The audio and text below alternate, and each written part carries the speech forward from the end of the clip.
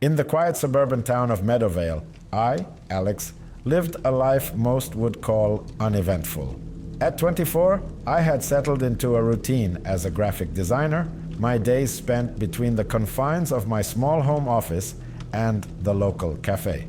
My social circle was limited, but I found solace in my hobbies and a deep love for animals, particularly the strays that often wandered into my yard from the nearby forest. It was a typical autumn evening, the kind where the air held a crispness that hinted at the approaching winter. I was heating up leftovers when I first heard it, a soft, persistent mewing coming from just beyond my back porch. Living so close to the woods, I was no stranger to the occasional visit from woodland creatures. But this was different. It sounded like a kitten, lost and possibly in distress. Curiosity piqued, I grabbed a flashlight and stepped into the chilly night air.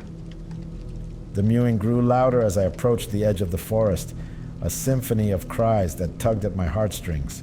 Shining the light into the dense thicket, I expected to find a frightened kitten, but what I saw made me pause. There, in the beam of my flashlight, was a small, quivering creature. At first glance, it looked like a kitten, but as my eyes adjusted to the darkness, I noticed peculiarities. Its eyes shone with an unnatural brightness, and its paws seemed oddly shaped, almost human-like in their dexterity. The creature stared back at me, its gaze penetrating. In that moment, a mix of compassion and intrigue washed over me.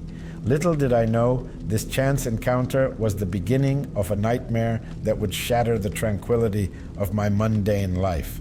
Intrigued and concerned, I approached the creature cautiously. It didn't flee, which was odd for a wild animal.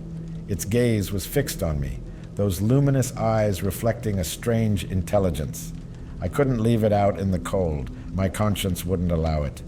So I gently scooped it up, surprised by its lightness, and carried it inside. Once we were in the warmth of my kitchen, I examined it more closely. It was definitely not a regular kitten.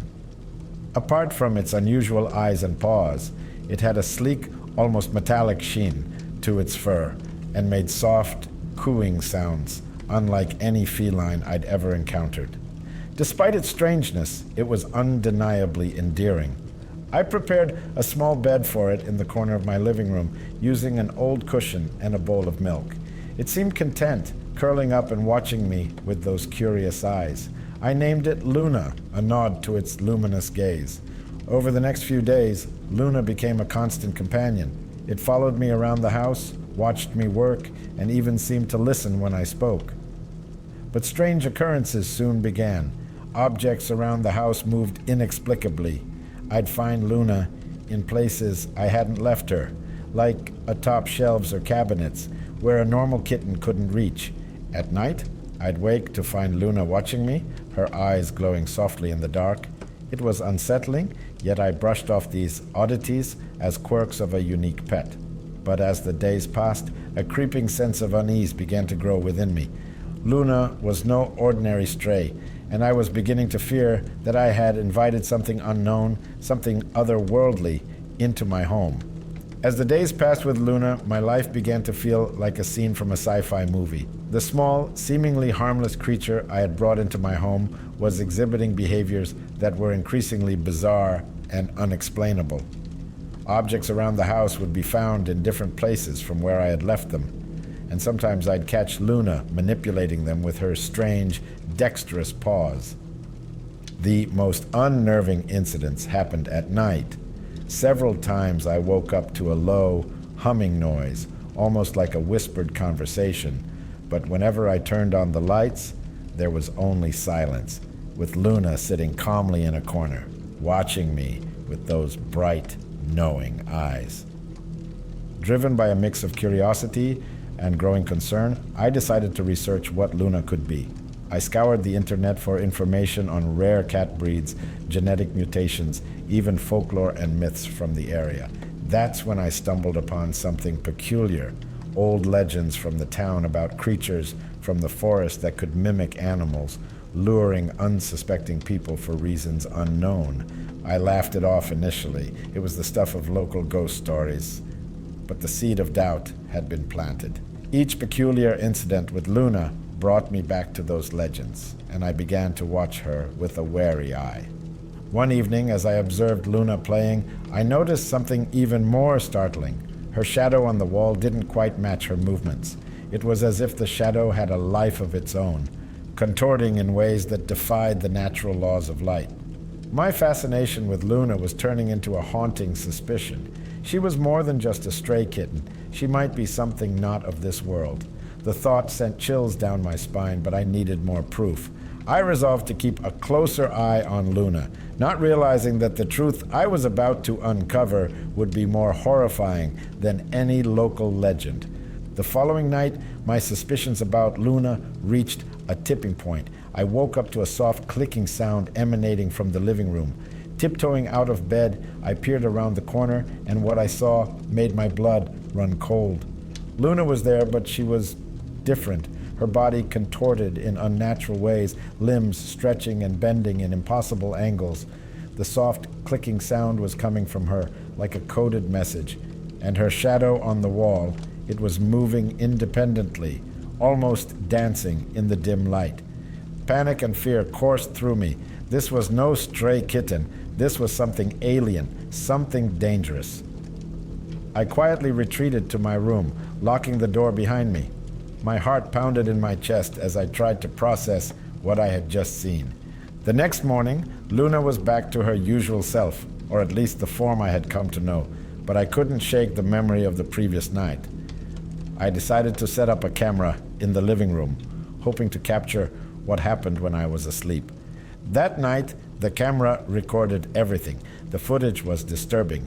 Luna transformed, communicating in that bizarre clicking language, her shadow moving on its own accord. The video was proof that Luna was not of this world. But what was she? And why was she here? My fear turned into an obsession. I scoured the internet for anything related to extraterrestrial life forms, trying to find a creature that matched Luna's characteristics. And then I found it. An obscure article about alien species known for their mimicry and intelligence. According to the article, these creatures were scouts sent ahead of an invasion. The realization hit me like a ton of bricks.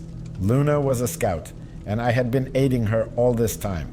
I was no longer safe in my own home, and neither was the rest of the town. But who would believe such an outlandish story?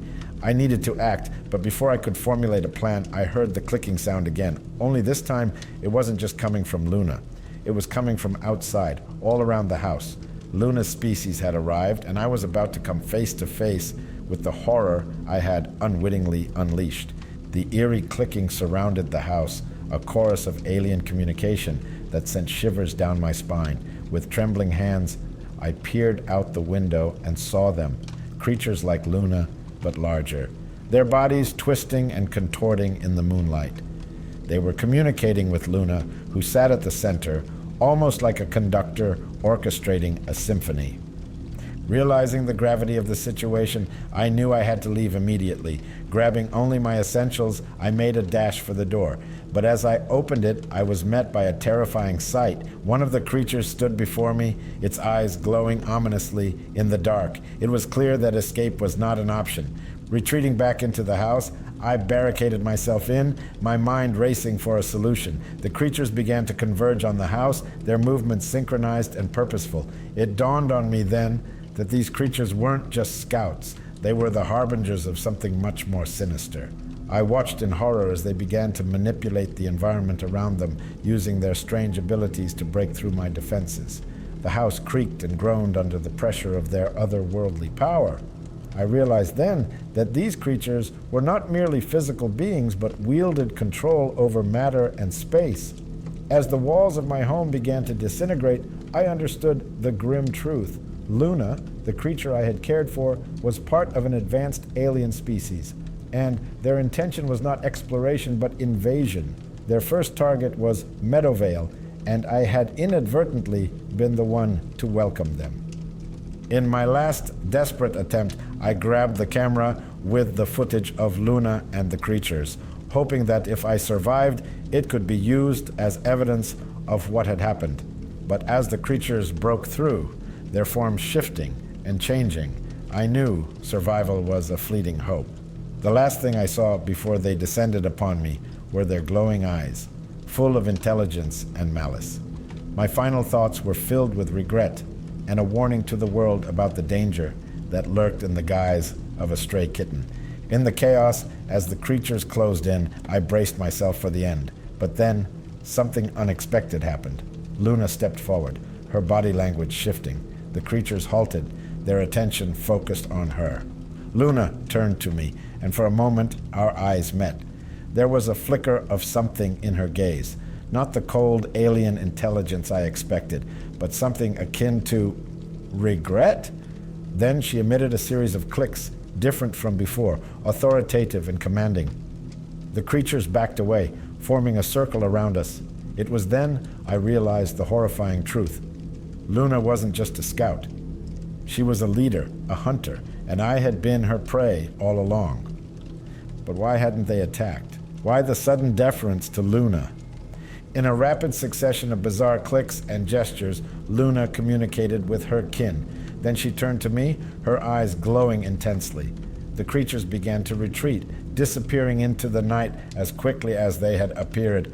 Alone with Luna, the gravity of the situation hit me. She had spared me, but why? Was it some form of alien empathy, or was I still a part of her inscrutable plan? Luna approached me, her movements no longer those of a domesticated animal, but of a creature with terrifying intelligence and power. She nudged a small device toward me with her paw. It was a translator, a way to communicate. Hesitantly, I picked it up, and Luna's clicks transformed into words, her voice resonating in my mind. "You have been chosen," she said. "Your species is not ready for what is to come. I have delayed the invasion, but they will return. You must prepare them." The revelation was overwhelming. I was to be a messenger, a harbinger of an impending alien invasion. Luna had seen something in me, a reason to grant humanity a chance. As dawn broke, Luna disappeared back into the forest, leaving me alone with the knowledge of what the future held.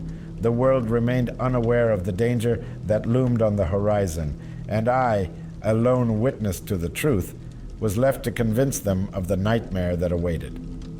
In the quiet aftermath, I pondered my next move. How could I, an ordinary person, convince the world of an alien threat? The camera footage was my only evidence, but would it be enough?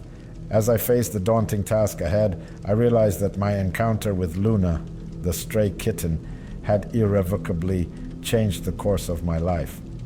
I had been thrust into a cosmic game of survival, a pawn in an interstellar conflict that humanity was not yet ready to face. Armed with the translator and the shocking revelation from Luna, I knew I couldn't just stand by. The world needed to be warned, but who would believe such an outlandish tale? The footage from my camera was my only proof, and even that seemed insufficient for the magnitude of the claim. Determined to try, I uploaded the video online, narrating my encounter and Luna's warning. As expected, the reactions were mixed. Some viewers were intrigued, others scoffed, calling it an elaborate hoax.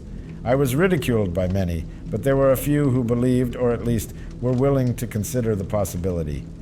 Days turned into weeks, and the initial buzz around my video started to wane. The world moved on, but I couldn't. The fear of what lay ahead, of Luna's ominous warning, haunted me. I started reaching out to scientists, ufologists, anyone who might lend credence to my story. Then one evening, my efforts were interrupted by an unexpected visitor. A man, claiming to be from a covert government agency, appeared at my door. He had questions about my encounter and the footage. His interest was both alarming and validating. During our conversation, it became evident that my video had attracted attention far beyond internet conspiracy circles. The man was evasive about his intentions, but hinted that there were others who had experienced similar encounters. He left with a warning to be cautious with whom I shared my story. This encounter left me more anxious than ever. It wasn't just the alien threat that worried me. Now, I had to contend with mysterious government agencies with unknown agendas. The gravity of my situation was overwhelming. I was a single individual against forces, both extraterrestrial and terrestrial, far more powerful than me. As the reality of my predicament settled in, I realized that my confrontation with Luna had set in motion events beyond my control. I had become a central figure in a narrative that spanned the stars, and my life, once ordinary, was now irrevocably entwined with the fate of humanity. The weeks following my encounter with the government agent were filled with paranoia and unease. I felt eyes on me at all times, unsure if they were human or alien. The weight of the impending invasion bore heavily on me, and I struggled to find a way to prepare for what Luna had warned was coming. Then, the situation escalated. I awoke one night to a blinding light outside my window and the familiar clicking sound. Peering through the curtains, I saw them. Not just Luna's kind, but different species, all alien, all observing my house. It was a reconnaissance, a prelude to the invasion Luna had delayed. In a panic, I tried to reach out to the few who had believed my story, but my communications were being monitored and blocked. I was isolated, a lone beacon in the night for these extraterrestrial observers. Desperate, I attempted to leave town, to find a safe haven where I could rally support and prepare. But every move I made was thwarted. The aliens, it seemed, were not the only ones watching me. The government agent's warning echoed in my mind. I was caught in a web much larger than I had imagined. The realization dawned on me that I was not just a messenger or a witness. I was a pawn in a much larger game, one that involved earthly powers and alien forces alike. My video had turned me into a key figure in a cosmic chess match, with humanity's fate hanging in the balance.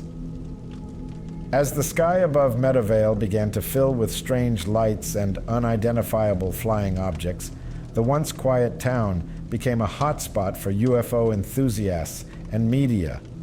But the truth of what was happening was far more terrifying than any of them realized. I was at the center of it all, yet powerless to change the course of events I had set in motion. In my final attempt to do something, anything, I recorded a last message, a plea to the world to prepare, to unite against the coming threat.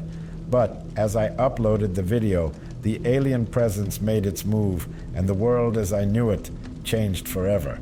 The night they made their move, the sky over Meadowvale lit up like a twisted carnival.